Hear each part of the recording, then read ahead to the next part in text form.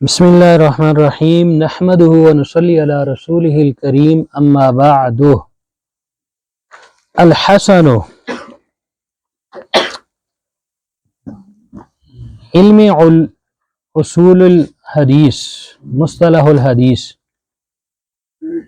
کی جو انواع علامہ بیکونی رحمہ اللہ نے اشعار کی صورت میں ذکر کی ہیں، ان میں سے دوسری قسم، دوسری نوع حسن ہے، حسن حدیث۔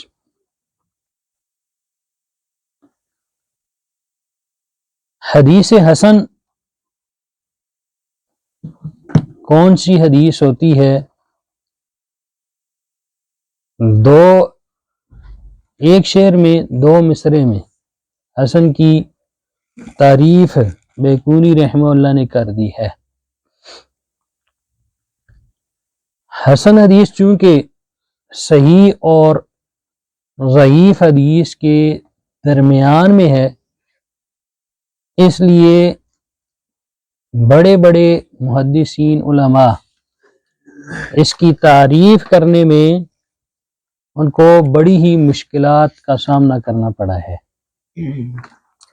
اور ہر عالم نے اپنے اعتبار سے حسن حدیث کی تعبیر کی ہے۔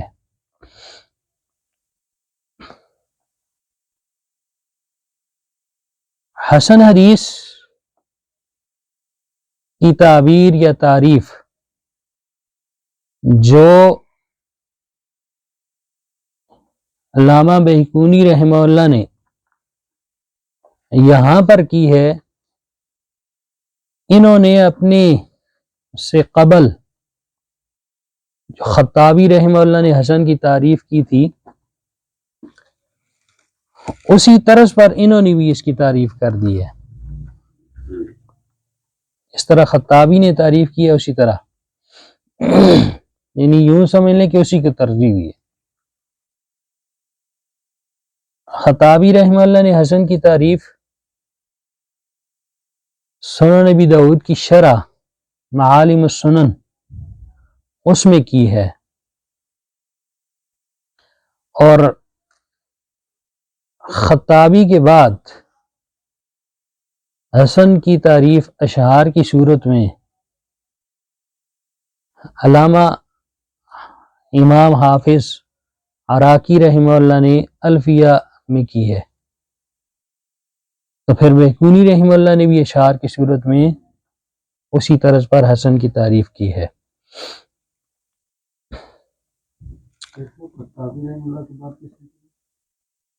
زین الدین عراقی وہ اشعار کی صورت میں، خطابی کی تعریف جو ہے نا، یہ ہے کہ ما عرف مخرجہ واشتہرت رجالہ الی آخری، ما عرف مخرجہ واشتہرت رجالہ، آگے بھی ہے کہ جس کا مخرج معروف ہو اور رجال مشہور ہوں، اور اکثر احادیث اسی طرز پر ہیں۔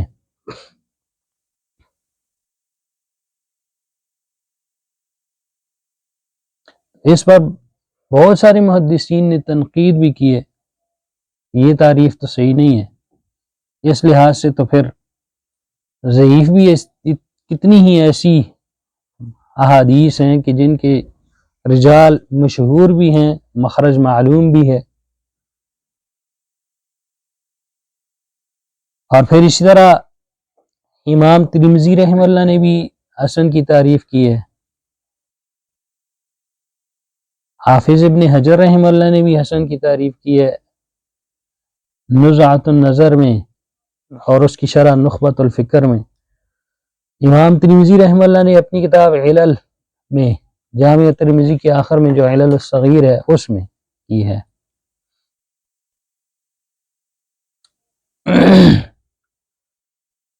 جو کہ آپ نے نخبہ میں پڑھی بھی ہوگی، نخبہ کے حوالے سے حافظ ابن حجر کی بھی اور امام ترمذی رحمہ اللہ کی بھی.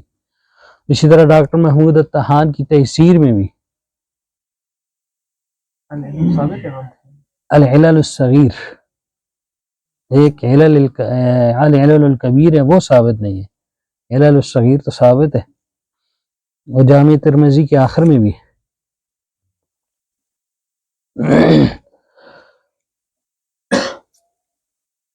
ابن رجب جو علل الصغیر کی شرح لکھی ہے نا، شرح علل الصغیر، امام ترمذی رحمہ اللہ کی شرح علل کی لکھی ہے ابن رجب نے. اس میں حسن کی تعریف کے متعلق کہتے ہیں کہ حسن کسے کہتے ہیں؟ ما تقاصر عن درجۃ الصحیح،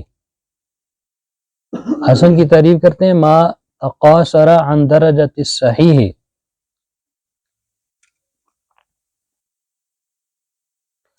لکون رجالہ لم یبلغوا من الصدق، لکون رجالہ لم یبلغوا من الصدق والحفظ درجۃ رواۃ الصحیح.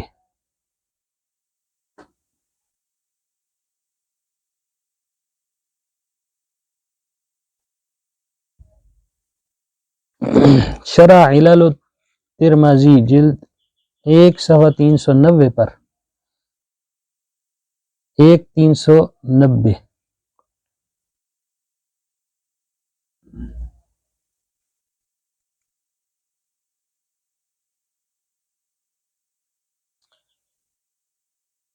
اور اسی طرح آپ کو یہ بات بھی معلوم ہے کہ امام ابن کثیر رحمہ اللہ نے اور حافظ ابن الصلاح وغیرہ نے بھی یہ بھی لکھا ہے کہ امام ترمذی رحمہ اللہ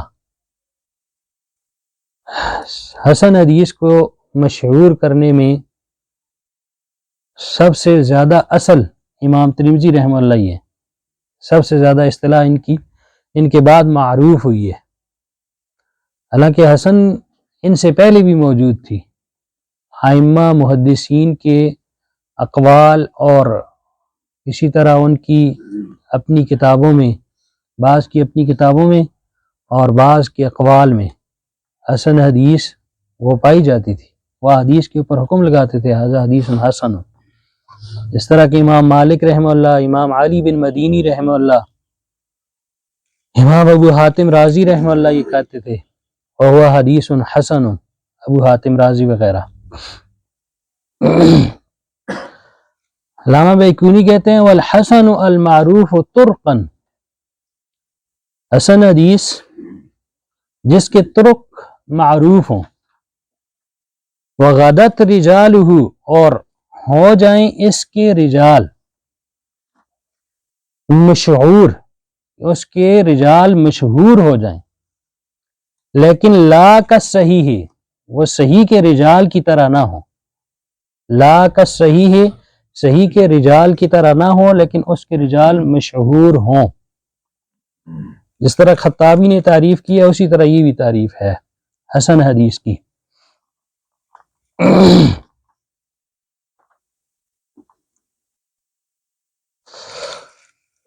اب آپ کسی حدیث پر حکم لگاتے ہیں حسن کا، آپ تعریف کون سی اختیار کریں یا کس حدیث پر آپ لگائیں گے کہ یہ حدیث حسن ہے؟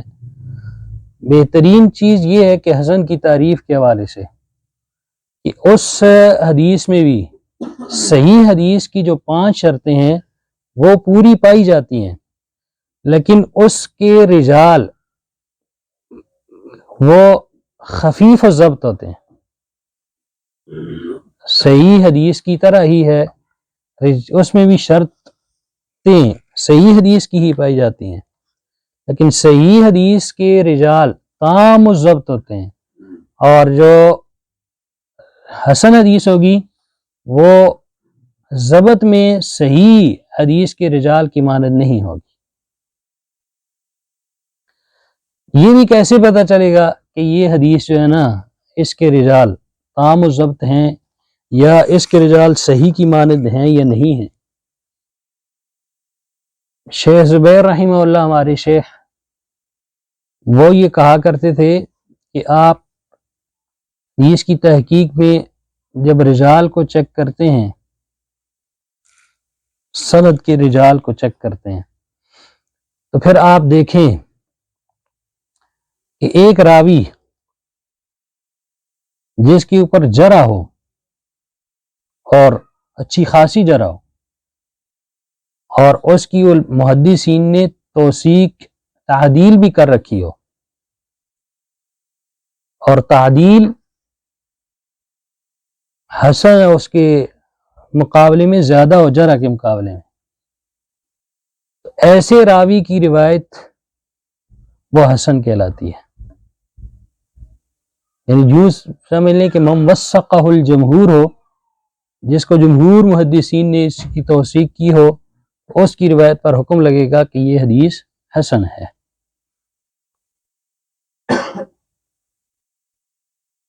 من وثقہ الجمہور،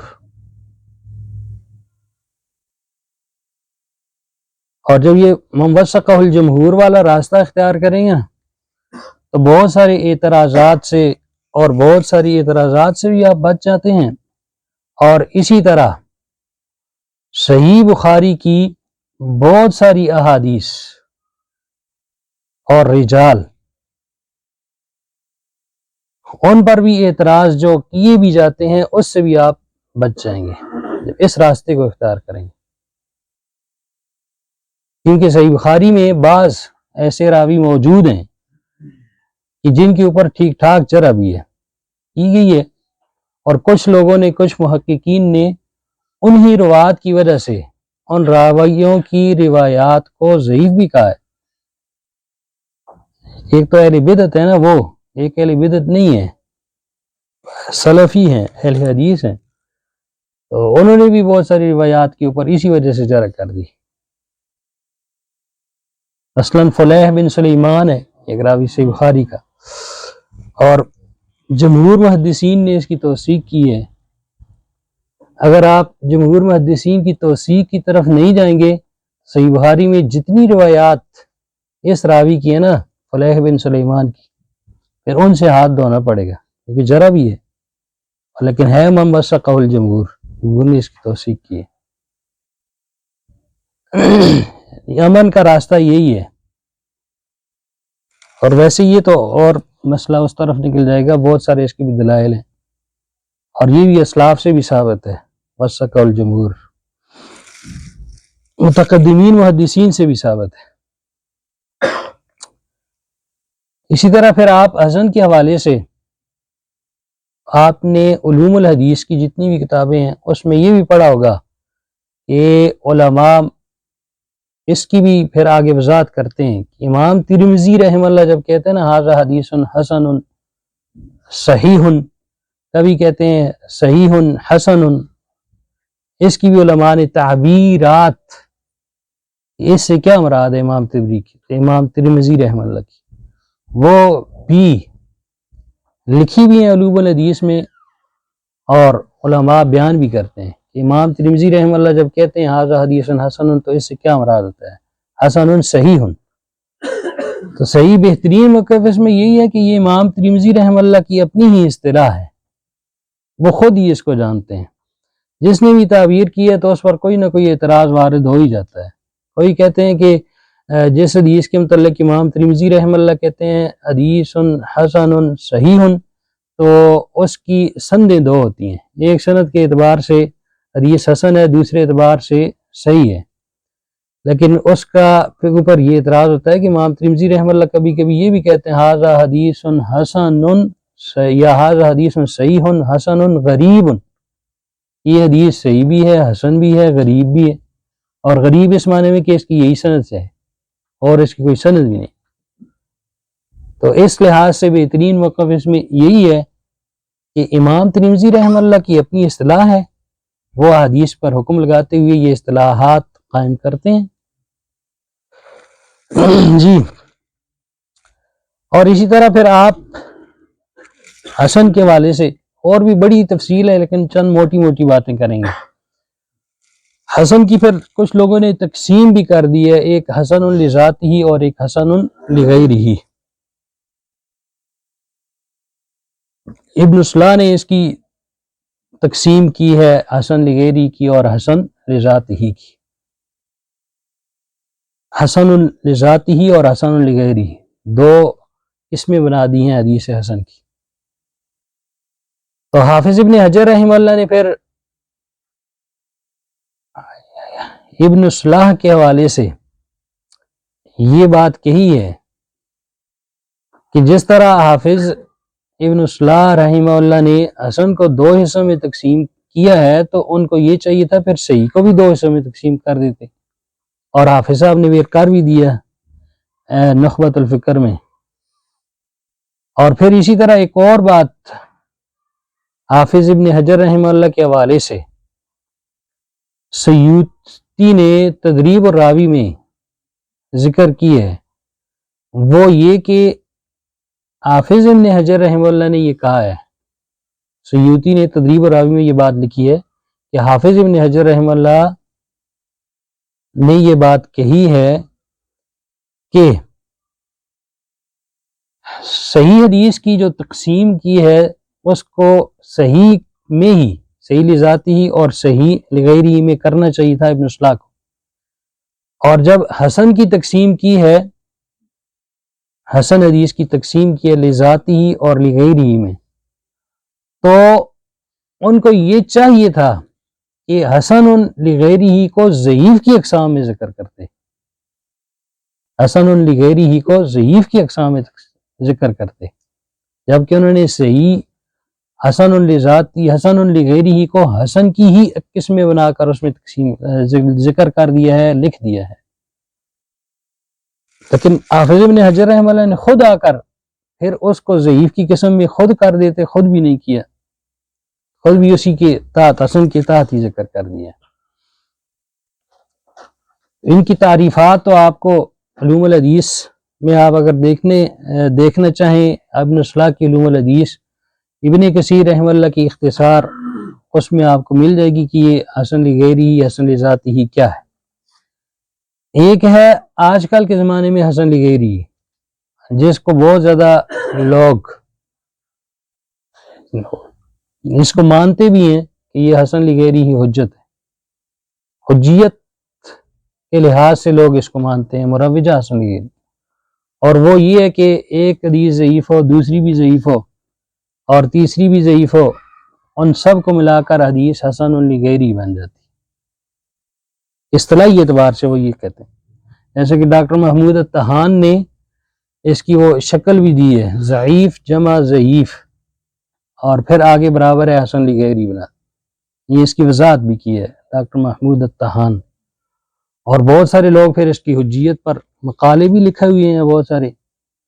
لیکن جب آپ دیکھتے ہیں اسلاف کی طرف، تو اسلاف وہ اس حدیث کو حجت نہیں مانتے، بلکہ وہ صرف صحیح حدیث اور حسن حدیث انہی کو حسن لذاتی، بعد والوں نے جو حسن لذاتی میں اس کو تقسیم کیا اسی کو حجت مانتے ہیں۔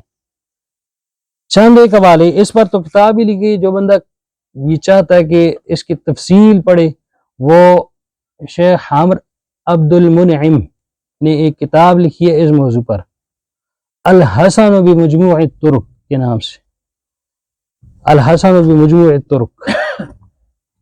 اس کتاب کا بندہ مطالعہ کرے تو پھر پتہ چل جاتا ہے کہ واقعی یہ حسن لغیری جو اس زمانے میں معروف ہو گئی ہے اور لوگ مقالے بھی لکھ رہے ہیں اس کی حجیت پر، سلف صالحین کے ہاں یہ کوئی حجت نہیں تھی، بڑے اس میں انہوں نے حوالے دیے ہیں۔ چند ایک حوالہ ایجاد کہ حسن لغیری حجت نہیں ہے، کچھ تو آپ کو اس میں بھی ملیں گے اور کچھ ادھر۔ ایک اسلاف میں سے حسن لغیری کی عدم حجیت پر امام ابو زرع رازی رحمہ اللہ کہ حسن لغیری حجت نہیں ہے، اسلاف کے ہاں تو یہ تھی ہی نہیں، لیکن وہ کن حدیثوں سے حجت پکڑتے تھے یہ آپ ان کے اقوال میں آپ کو یہ بات مل جائے گی کہ وہ کن احادیث سے حجت پکڑتے تھے۔ حسن لغیری ہی سے انہوں نے حجت پکڑی ہی نہیں ہے، حسن لغیری انہوں نے بنائی ہی نہیں ہے۔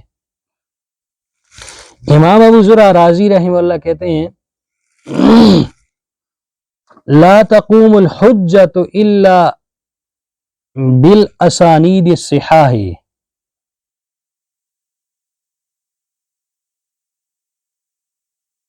لا تقوم الحجۃ الا بالاسانید الصحاح المتصلۃ المراسیل لابن ابی حاتم، امام ابن ابی حاتم رازی رحمہ اللہ کی کتاب المراسیل، اس میں یہ ہے صفحہ نمبر 7 پر۔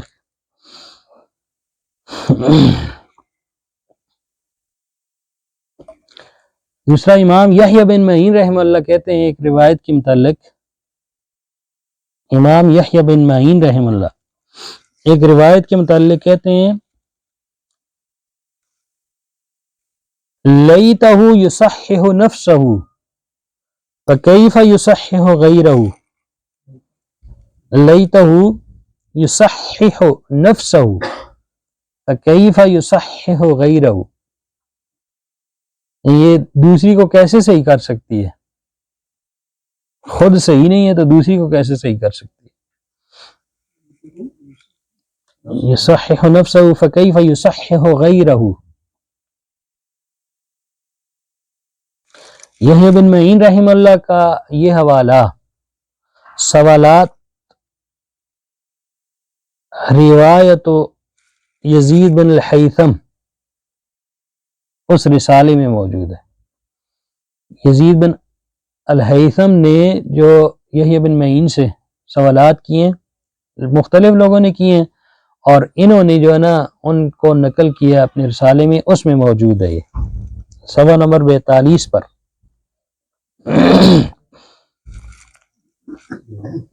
امام ابن حبان رحمہ اللہ کہتے ہیں، امام ابن حبان رحمہ اللہ ما روی الضعیف وما لم یروی فی الحکم سیان، ما روی الضعیف وما لم یروی فی الحکم سیان،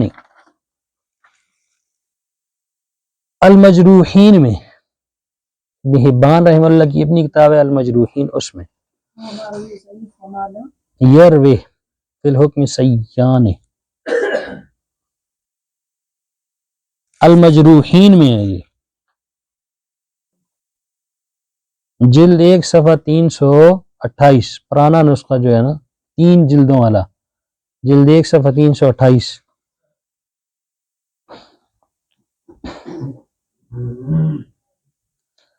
اسی طرح آپ نے نام سنا ہوگا ابن قدامہ المغنی،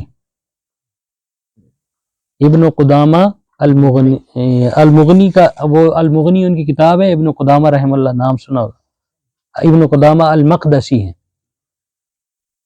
انہوں نے ایک کتاب لکھی ہے ذم التاویل، ذم التاویل، اس میں ایک بہت ہی پیاری بات ضعیفہ حدیث کے متعلق کی ہے، ذم التاویل میں وہ کہتے ہیں ضعیفہ حدیث کے بارے میں، او الاحادیث الضعیفہ، الاحادیث الضعیفہ اما لضعف رواتها،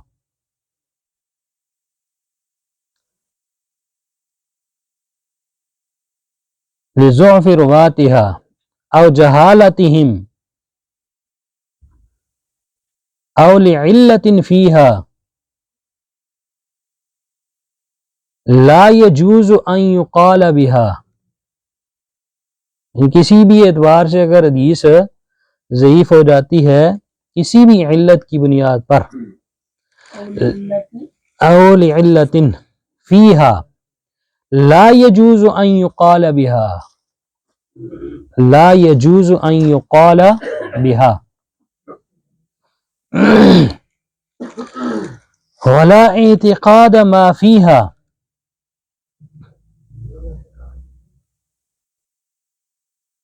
بل وجودها كعدمها، بل وجودها كعدمها، بل وجودها كعدمها، ضم التاویل میں صفحہ نمبر 100 پر، ضم التاویل صفحہ 100۔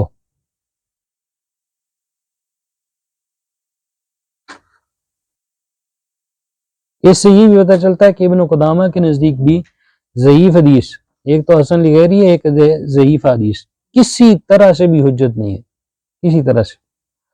اور امام حازمی رحمہ اللہ نے، پانچواں والا امام حازمی رحمہ اللہ کا ہے، انہوں نے شروط الائمۃ الخمسہ ایک کتاب لکھی ہے، اس میں انہوں نے کہا فلا تاثیر للعدد لأن ضم الواہی الی الواہی، فلا تاثیر للعدد لأن ضم الواہی الی الواہی لا یؤثر فی اعتبار الصحہ، لا یؤثر فی اعتبار الصحہ، شروط الائمہ صفحہ 65۔ لأن ضم الواہی الی الواہی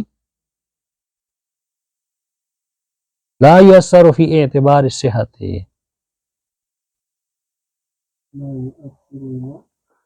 فی اعتبار الصحۃ،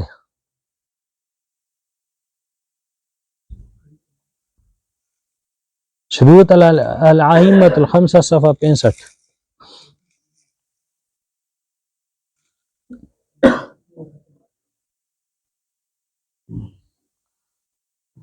اور جو شیخ ہمارے شیخ زبیر رحمہ اللہ ہیں، انہوں نے حسن لغیری کے اوپر تو 3 مقالے لکھے ہیں جو اشاعت الحدیث میں چھپے ہوئے ہیں، جو کوئی چاہتا ہے تفسیر تو وہ اشاعت الحدیث میں وہ اس کو پڑھ سکتا ہے۔ 83 صفحہ شمارہ نمبر اور 86 87 غالباً ان 3 شماروں میں موجود ہے۔ یہاں ایک اور عام بات، کچھ لوگ جو ہے نا آپ کے اوپر، ہمارے اوپر یہ اعتراض کرتے ہیں کہ تم حسن لغیری کو نہیں مانتے، حالانکہ قرآن کریم میں حسن لغیری کی حجیت کی دلیل ہے۔ وہ آیت سورہ بقرہ 282 وہ پیش کرتے ہیں، اور آج کل بڑے بڑے علماء بھی اس آیت سے یہ استدلال کرتے ہیں، پہلے کسی نے استدلال نہیں کیا اس آیت سے، اور استدلال بنتا بھی نہیں ہے، تو آج کل بہت بڑے بڑے شیوخ اور بہت بڑے بڑے علماء کرتے ہیں اس حدیث سے، اس آیت کریمہ سے۔ وہ جو آیت ہے نا فَإِن لَّمْ يَكُونَا رَجُلَيْنِ فَرَجُلٌ وَامْرَأَتَانِ، اس آیت سے استدلال کرتے ہیں، کہ وہ کہتے ہیں کہ وَامْرَأَتَانِ، رجل یہ صحیح حدیث کی مثال ہے، یا حسن حدیث کی مثال ہے، حسن لذاتی، وَامْرَأَتَانِ، اور دلیل یہ پیش کی جاتی ہے کہ اللہ کے نبی صلی اللہ علیہ وسلم نے عورتوں کے متعلق فرمایا ناقصات عقل و دین، ناقصات عقل و دین، کہ دیکھیں عورت جو ہے اس کی مثال ایسی ہے کہ جیسے ایک ضعیف حدیث، اور اس میں ضعف بھی خفیف، تو ایک کے مقابلے میں 2 عورتیں اللہ رب العالمین نے فرمایا ان کی گواہی لو، تو یہ دلیل ہے حسن لغیری کی، اس آیت کو پیش کرتے ہیں۔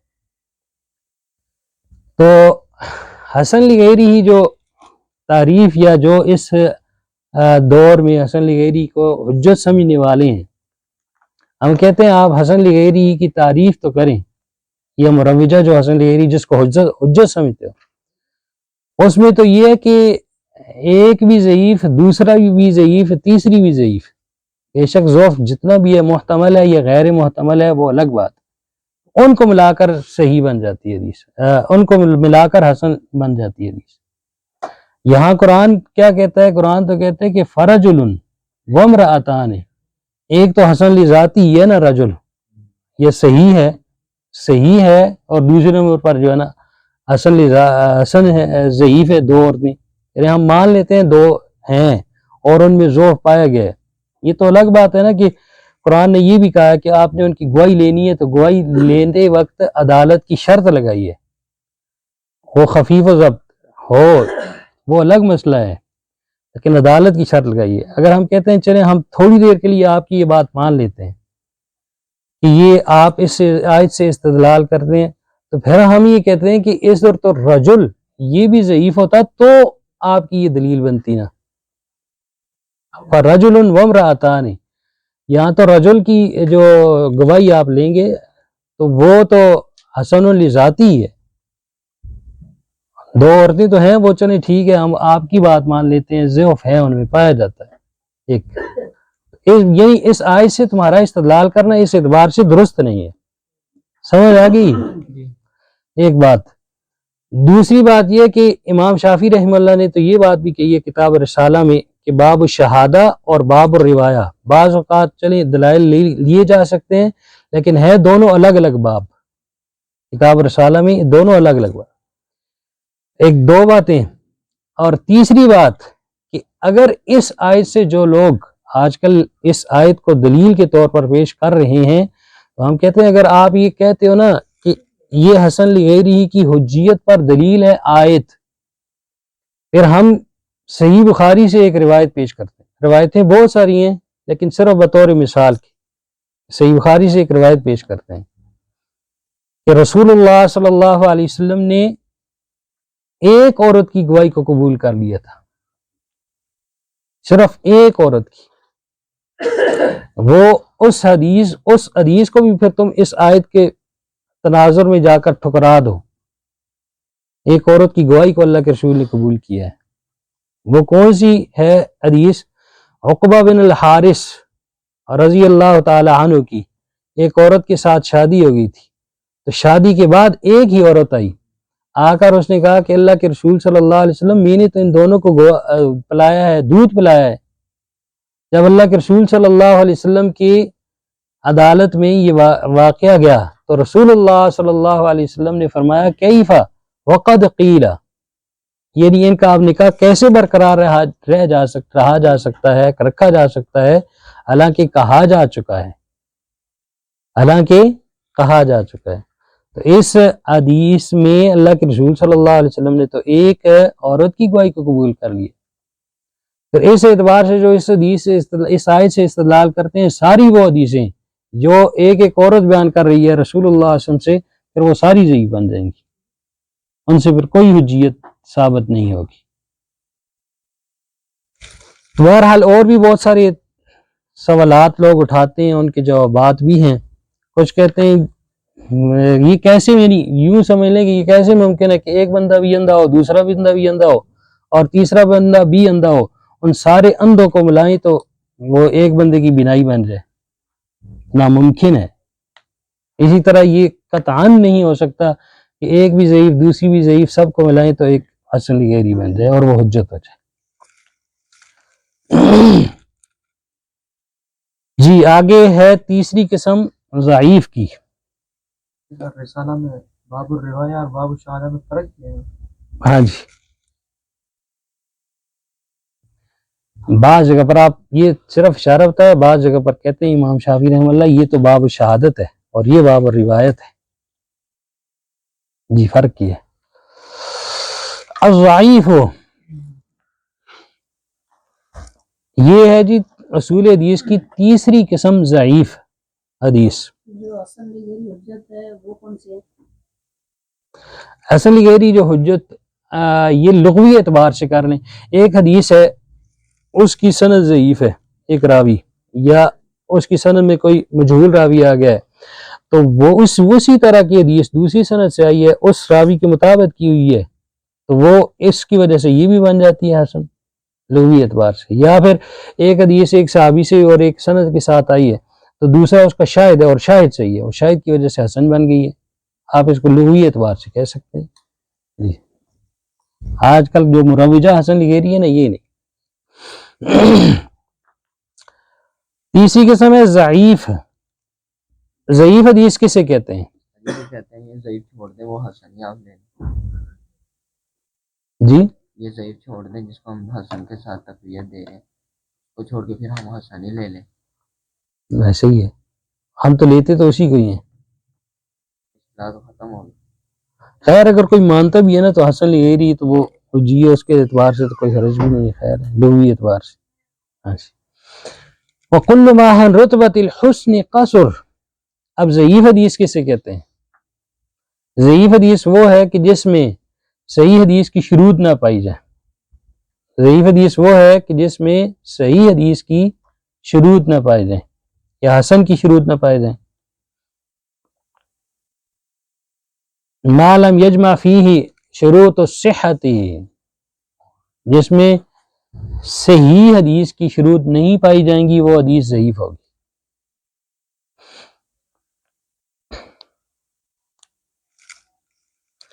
وكل ما عن رتبة الحسن كثر فهو ضعيف وأقساما كثر.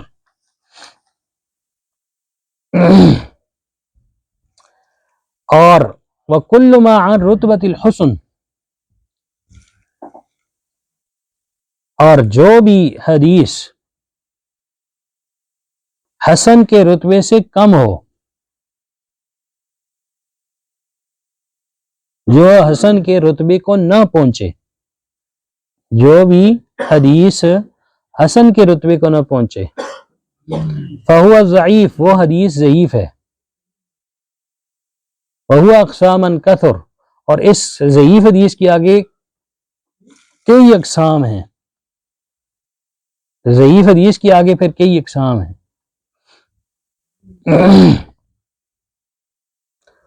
ضعیف حدیث کی فی الجملہ دو اقسام پر یہ منقسم ہوتی ہیں، جتنی بھی قسمیں ہیں نا، دو اقسام پر یہ منقسم ہو جاتی ہیں۔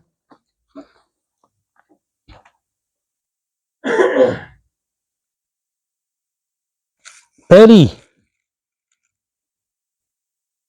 ما یرجع الی عدم الاتصال،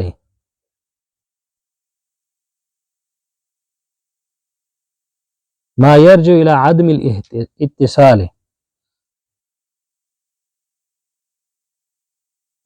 نمبر دو، ما یرجع الی الجرح القادح فی الراوی، الی الجرح القادح فی الراوی۔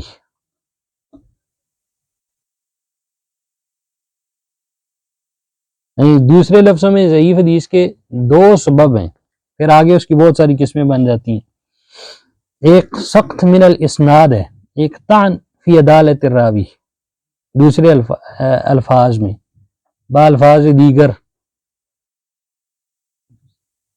دوسرے الفاظ میں ایک سخت من الاسناد، یا دوسرا سبب جو ہے وہ الطعن فی الراوی، راوی میں طعن کے اعتبار سے، راوی کی عدالت میں طعن کے اعتبار سے ضعیف حدیث کی آگے کئی قسمیں بنتی ہیں۔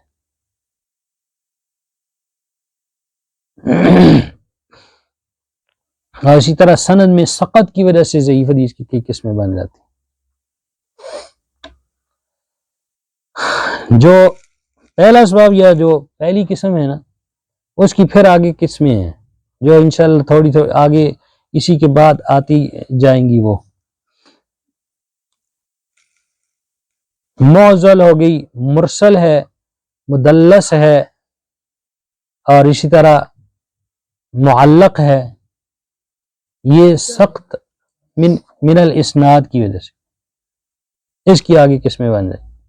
یا پھر ما یرجع الی عدم الاتصال، اس کی آگے قسمیں ہیں سند میں سقط کی وجہ سے ضعیف حدیث کی اقسام،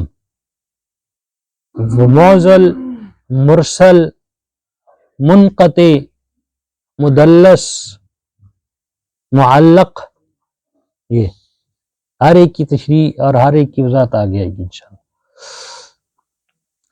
اور جو دوسرا سبب ہے، یہ جو دوسری بڑی قسم ہے، پھر آگے اس کی قسم میں بنتی ہیں کہ ما یرجع الی الجرح القادح فی الراوی، مجہول، مقلوب، مصحف، مدرج، شاذ، منکر، موضوع وغیرہ۔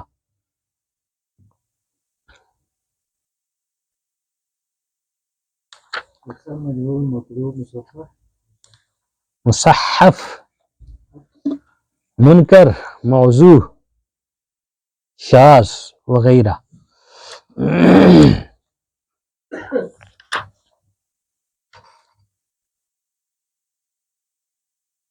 ضعیف حدیث سرے سے حجت نہیں ہے، کسی بھی اعتبار سے ضعیف حدیث حجت نہیں ہے، چاہے احکام ہو، چاہے فضائل ہو، چاہے زہد ہو، جیسے بھی ہو، ضعیف حدیث قطعاً حجت نہیں ہے۔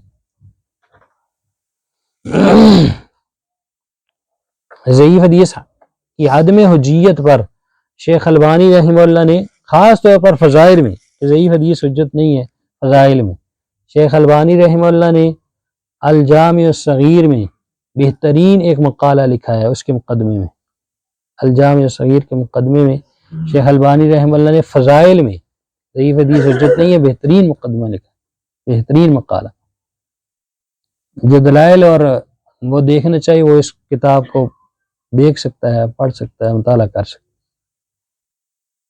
شیخ البانی کے الجامع الصغیر، صحیح الجامع ان کی کتاب ہے، صحیح الجامع۔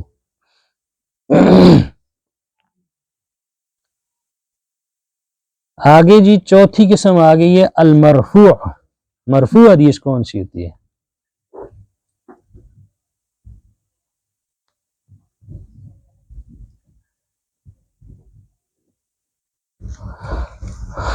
یہ اشعار ہم نے نہیں پڑھے نا، آپ پڑھیں کر ایک ہی شعر پڑھیں۔ وما أضيف للنبي المرفوع وما لتابع هو المقطوع. جی آگے آپ پڑھیں۔ وما أضيف للنبي المرفوع وما لتابع هو المقطوع. جی وما أضيف للنبي المرفوع وما لتابع هو المقطوع. ایک ایک شعر، صرف یہی پڑھنا، ایک شعر۔ وما أضيف للنبي المرفوع وما لتابع هو المقطوع. وما أضيف للنبي المرفوع وما لتابع هو المقطوع. وما أضيف للنبي المرفوع وما لتابع هو المقطوع. وما أضيف للنبي المرفوع وما لتابع هو المقطوع. جی شیخ۔ أضيف للنبي المرفوع وما لتابع هو المقطوع. وما أضيف للنبي المرفوع وما لتابع هو المقطوع. وما أضيف للنبي المرفوع وما لتابع وما أضيف للنبي المرفوع وما لتابع وما أضيف للنبي المرفوع وما لتابع هو المقطوع. وما أضيف للنبي المرفوع وما لتابع هو المقطوع. وما أضيف للنبي المرفوع وما لتابع هو المقطوع. وما أضيف للنبي المرفوع وما لتابع هو المقطوع. ما أضيف للنبي المرفوع وما لتابع هو المقطوع. جی وما أضيف للنبي المرفوع وما لتابع هو المقطوع. جی وما اضیف للنبی صلی اللہ علیہ وسلم المرفوع، اور وہ حدیث جس کی نسبت کی گئی ہو نبی صلی اللہ علیہ وسلم کی طرف، وہ المرفوع مرفوع ہے۔ یہ مرفوع حدیث کون سی ہے؟ جس کی نسبت نبی صلی اللہ علیہ وسلم کی طرف کی گئی ہو، وہ مرفوع ہے۔ یہ الگ بات ہے کہ وہ جس کی اللہ کے رسول کی طرف نسبت ہے کہ وہ سنداً صحیح ہے یا کہ ضعیف ہے، وہ حدیث مرفوع ہے۔ بعد میں اس کے اوپر حکم لگایا جاتا ہے کہ یہ حدیث حکماً صحیح ہے یا کہ ضعیف ہے، لیکن نبی صلی اللہ علیہ وسلم کی طرف منسوب ہو گئی ہے تو مرفوع ہے۔ آپ سے ثابت ہونا یا نہ ہونا یہ بات کی بات ہے۔ وما اضیف للنبی صلی اللہ علیہ وسلم المرفوع، یعنی صحابی اللہ کے رسول صلی اللہ علیہ وسلم کی طرف کوئی حدیث منسوب کر دیتا ہے، یہ صحابی کہتے ہیں کہ قال رسول اللہ صلی اللہ علیہ وسلم، چاہے وہ قول ہو، چاہے وہ فعل ہو، چاہے وہ تقریر ہو، وہ مرفوع ہی کہلاتی ہے۔ اسی وجہ سے خطیب بغدادی رحمہ اللہ نے یہ بات کہی ہے مرفوع کی تعریف میں الکفایہ میں کہ ما اخبر فیہ صحابی عن قول رسول اللہ صلی اللہ علیہ وسلم او فعلہ، کہ جو رسول صحابی اللہ کے رسول صلی اللہ علیہ وسلم کے بارے میں خبر دے آپ کے قول یا فعل کے متعلق، تو وہ حدیث مرفوع ہے۔ ما اخبر فیہ صحابی عن قول رسول اللہ صلی اللہ علیہ وسلم او فعلہ۔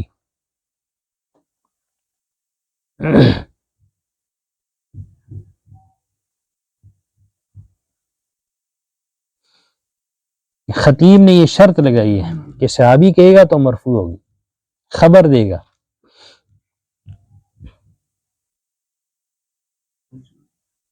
الکفایہ میں یہاں یہ بات بھی یاد رکھیں کہ بعض علماء جو مسند ہے نا، مسند حدیث مسند ہو، نبی صلی اللہ علیہ وسلم سے تک اس کی سند ہو، اس کو بھی مرفوع کہتے ہیں۔ مسند کو مرفوع کے معنی میں بعض محدثین لیتے ہیں۔ یہاں مرفوع کے متعلق جو ہے نا چند ایک مسائل لازمی ہے یاد رکھنے، مرفوع کے متعلق چند ایک مسائل یاد رکھنا لازمی ہے۔ وہ یہ اذا حدث الصحابی بالشیء، جب صحابی کسی چیز کے متعلق بیان کرے، صحابی بیان کرے کسی چیز کے متعلق، اس کے ساتھ قرینہ موجود ہو کہ یہ رسول اللہ صلی اللہ علیہ وسلم سے ہی لی گئی ہے حدیث، یہ قرینہ بھی موجود ہو کہ یہ رسول اللہ صلی اللہ علیہ وسلم سے ہی لی گئی ہے، یہ جو صحابی بیان کر رہا ہے جس چیز کے متعلق، تو وہ روایت مرفوع ہوگی۔ مثلا قول التابعی عن الصحابی، مثلا قول التابعی عن الصحابی یرفع الحدیث، قول التابعی عن الصحابی یرفع الحدیث، تابعی جو ہے نا صحابی کے متعلق یہ کہ یرفع الحدیث، کہ وہ حدیث کو مرفوع بیان کرتا ہے۔ مثلا مسند ابی یعلا میں محمد بن سعد عن ابی، انہوں نے یرفع الحدیث، آگے یرفع الحدیث ہے، محمد بن سعد بن ابی وقاص رضی اللہ تعالیٰ عنہ کے غالباً بیٹے ہیں، وہ بیان کرتے ہیں اپنے باپ سے سعد رضی اللہ تعالیٰ عنہ سے، اور اس کے آگے ہے کہ یرفع الحدیث، کہ لا یحجر لمسلم ان یحجر، لا یحل لمسلم ان یحجر فوق اخاہ فوق ثلاث، لا یحل لمسلم ان یحجر اخاہ فوق ثلاث، یہ دوسری کتابوں میں بھی ہے۔ جوید بھائی آپ جائیں ادھر جائیں۔ اب یہ حدیث جو ہے نا مسند ابی یعلا میں تابعی کہتا ہے صحابی سے نقل کرتے ہوئے، آگے الفاظ انہوں نے بیان کیے ہیں یرفع الحدیث، قول التابعی عن الصحابی یرفع الحدیث، یہاں پر یہ قرینہ موجود ہے کہ یرفع الحدیث یہ نبی صلی اللہ علیہ وسلم کی حدیث ہے۔ یا اسی طرح وہ کہتا ہے ینمیہ، جی ینمیہ، تو یہ بھی ینمیہ قرینہ موجود ہے کہ یہ رسول اللہ صلی اللہ علیہ وسلم کی حدیث ہے۔ اس کی مثال وہ صحیح بخاری میں جو حدیث ہے سہل بن سعد رضی اللہ تعالیٰ عنہ، کننا نومر الناس، لوگوں کو حکم دیا جاتا تھا کہ وہ اپنے دائیں ہاتھ کو بائیں ہاتھ کی کف پر رکھیں، اس پر ذراع پر رکھیں۔ اس میں بھی جو ہے نا وہ ایک تابعی ینمی کہتا ہے، تو ینمی یہ قرینہ ہے، تابعی جب یہ ینمی کہتا ہے صحابی کی طرف سے، تو یہ قرینہ ہے اس میں کہ یہ رسول اللہ صلی اللہ علیہ وسلم کی حدیث ہے۔ یا اسی طرح بعض کتابوں میں آپ کو یبلغ ہوگا، یبلغ کا یہ لفظ، تو یہ بھی اس بات کی دلیل ہے کہ یہ رسول اللہ صلی اللہ علیہ وسلم کی حدیث ہے۔ یا اسی طرح جو ہے نا وہ کہتے ہیں کہ تابعین بعض احادیث کے متعلق یرفع الحدیث، امام احمد بن حنبل رحمہ اللہ سے پوچھا گیا کہ تابعی یہ کہے کہ یرفع الحدیث، صحابی کا ذکر کر کے یرفع الحدیث کہہ دے، تو کیا اس سے مراد نبی صلی اللہ علیہ وسلم کی مرفوع حدیث ہوتی ہے؟ تو امام احمد بن حنبل رحمہ اللہ نے جواب دیا فأی شیء، پھر اور کیا مراد ہوتی ہے؟ وہی مراد تو ہوتی ہے، الکفایہ میں خطیب نے جو نا اس کو ذکر کیا ہے الکفایہ میں. اور مرفوع کے متعلق دوسری عام بات یہ یاد رکھنی ہے کہ صحابی کوئی ایسی بات کہہ دیتا ہے یا کسی عمل کے متعلق صحابی خبر دے دیتا ہے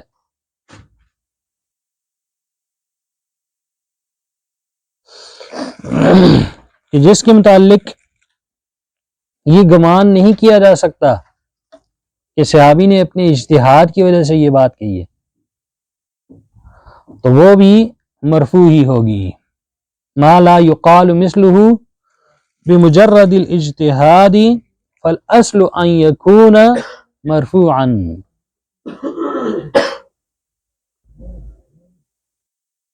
مثلا معجم الکبیر طبرانی میں سیدنا عقبہ بن عامر رضی اللہ تعالیٰ عنہ کی وہ جو روایت ہے کہ ہر اشارے کے ساتھ ایک نیکی اور جو رفع دین کرتا ہے نماز میں 10 نیکیاں ملیں گی. اب ایک عمل انہوں نے بیان کیا ہے اور اس عمل پر انہوں نے 10 نیکیوں کے متعلق خبر دی ہے. اشارے کے اوپر ایک نیکی اور جو رفع دین کرے گا 10 نیکیاں، تو یہ بھی مرفوع حکمن ہے. پھر وہ عبداللہ بن مسعود والی جو سورہ ملک والی ہاں جی مرفوع حکمن ہو سکتی جی، عذاب قبر سے بچانے والے.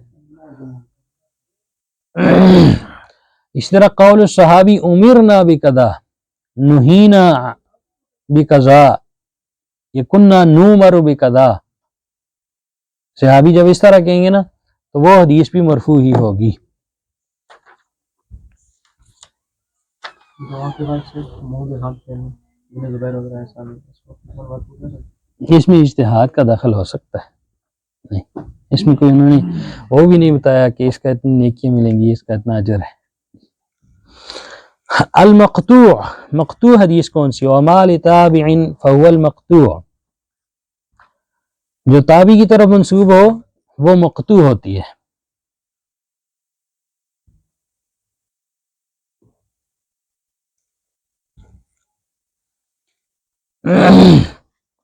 آگے چل کر ہو سکتا ہے وہ موقوف کی تعریف کریں گے. موقوف یہاں انہوں نے مرفوع کے بعد جو ہے نا فوراً مقطوع کے متعلق خبر دے دی ہے کہ صحابی کی متعلق خبر نہیں دی کہ صحابی کے قول کو کیا کہتے ہیں، صحابی کے فعل کو کیا کہتے ہیں.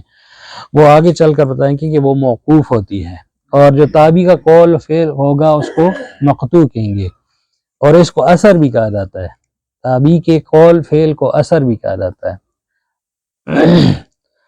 ویسے اثر سب کے لیے بھی بولا جاتا ہے، حدیث مرفوع پر بھی اور موقوف پر بھی اور مقطوع پر بھی، سب کے لیے اس کا اطلاق بھی ہوتا ہے اثر کا. اور خاص طور پر جو نا تابعین کے اقوال کو آثار بھی کہا جاتا ہے.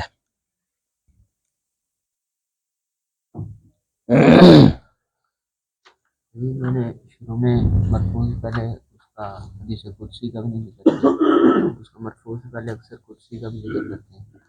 وہ اسی مرفوع میں انہوں نے اشارتاً بتا بھی دیا ہے.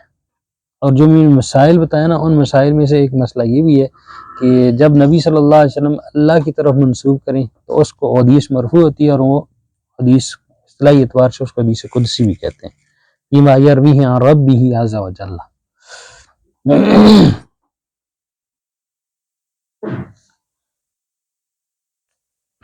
آگے چھٹی قسم ہے والمسند المتصل الاسناد من راویہ حتی المصطفیٰ ولم یبن. یہ انشاءاللہ صبح پڑھیں گے. اور اس کی وضاحت ہم نے صحیح حدیث کی تعریف میں جو المتصل الاسنادہ میں کر دی ہے.